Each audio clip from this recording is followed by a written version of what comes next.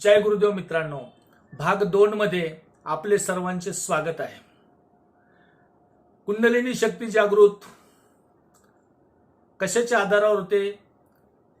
कुंडलिनी शक्ती जागृत करण्यासाठी सोहम मंत्राचाच का वापर केला जातो आणि सोहम मंत्र वापरल्याच्या नंतर आमच्या शरीरातली कुंडलिनी शक्ती जागृत होऊन आम्हाला मोक्षपद प्राप्त मिळते, अशी पूर्ण माहिती श्रीकृष्ण भगवंतांनी गीतेमध्ये अर्जुनास सांगितलेली आहे।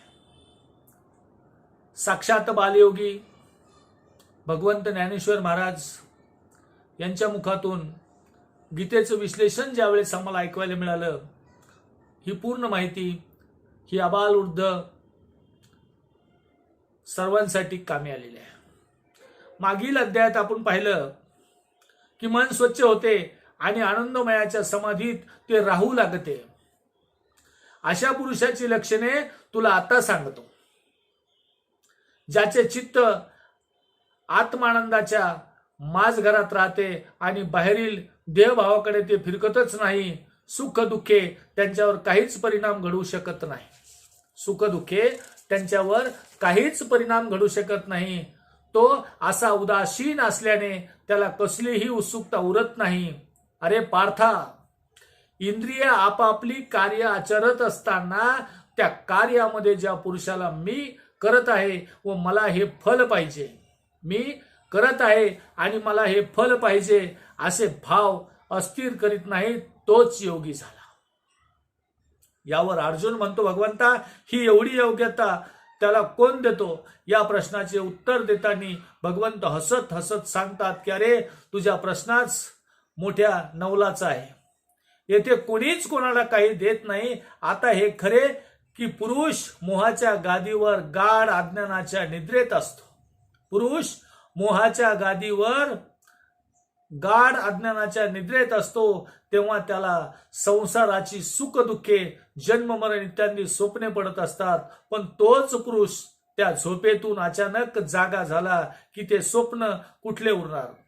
नित्य असे ते परतत्व, त्याची जाग त्या पुरुषाला आलेली असते। आता सांग, मुळात असत्य असलेल्या स्वप्नातल्या घोटाळ्यात जो सापडतो त्याचे कल्याण त्यानेच केले असे नाही का? तोच पुरुष आपले कल्याण आपण स्वतःच अहंकाराचा नाश करून साधतो। त्याची बुद्धी व सुंदर भासणाऱ्या देहामध्ये गुंतून राहते। त्याचा वैरी तोच होतो। सर्वत्र आत्मतत्वच असतात।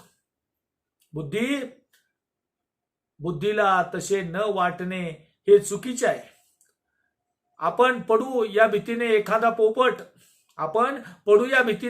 पोपट जसा फिरत्या हलक्या नळीला आपणच घट्ट धरून ठेवतो, तसे हे आहे।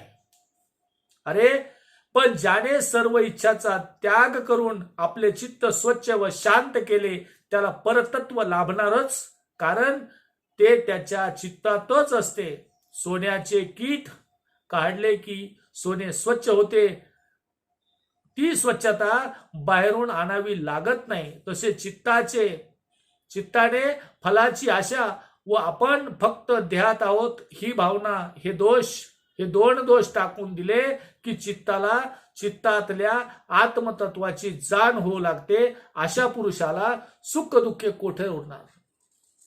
अरे, ज्याला हा योग साधला त्याला इतरांना ज्ञान इंद्रियांनी भासणारे विश्व निरर्थक वाटते।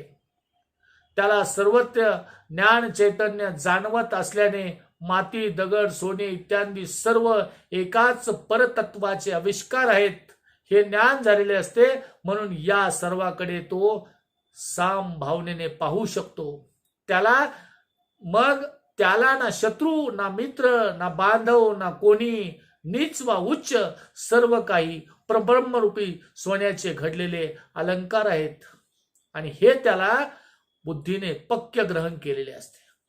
त्याचे वर्तनही म्हणून सर्वाशी सम असते। अशा योगीश्वराची भेट म्हणजे सर्वश्रेष्ठ तीर्थाचे स्नान घडण्यासारखे आहे।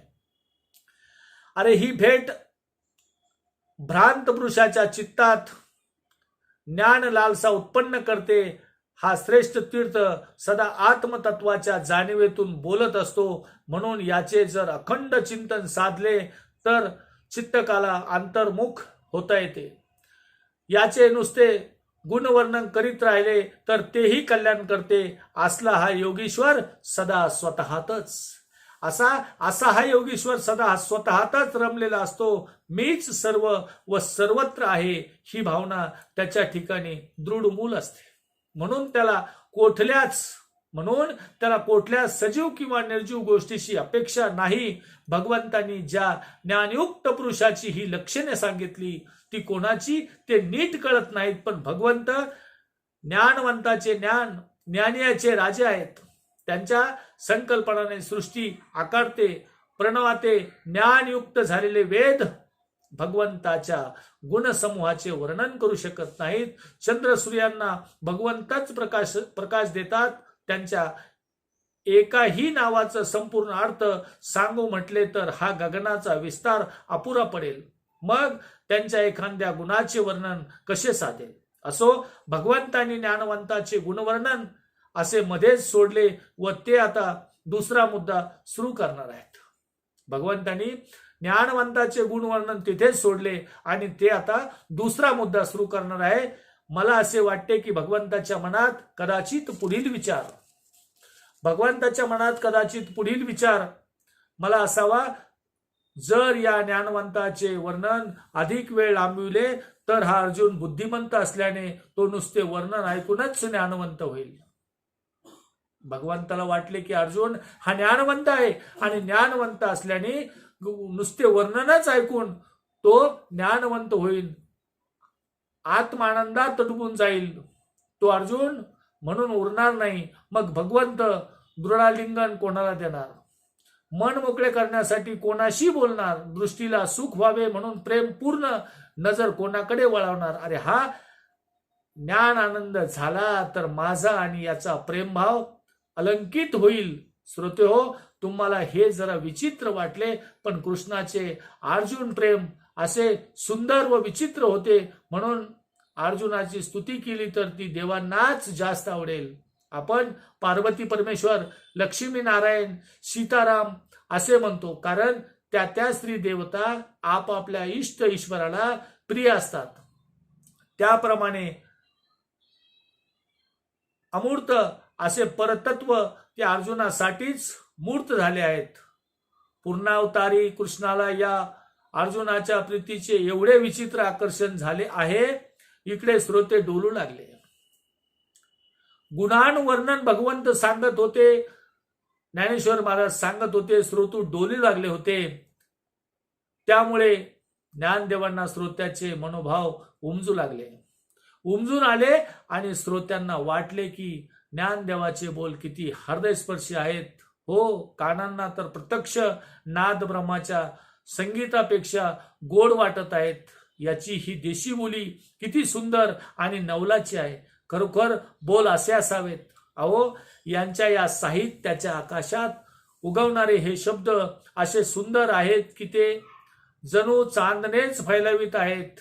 या चांदण्यात गीतेच्या श्लोक कुमुदिनी विकसत आहेत. त्यांच्यातला अर्थरूपी मकरंद ओसडून वाहत आहे. याचे हे सुखविणारे अर्थ इतके प्रभावी आहेत की ज्यांना ज्ञानाची आवड नाही त्यांच्या चित्तात ज्ञान लालसा उत्पन्न करवितील. हे ध्यानात येऊन ज्ञानदेव पुढे बोलू लागले. श्रोतेहो, ध्यान द्या.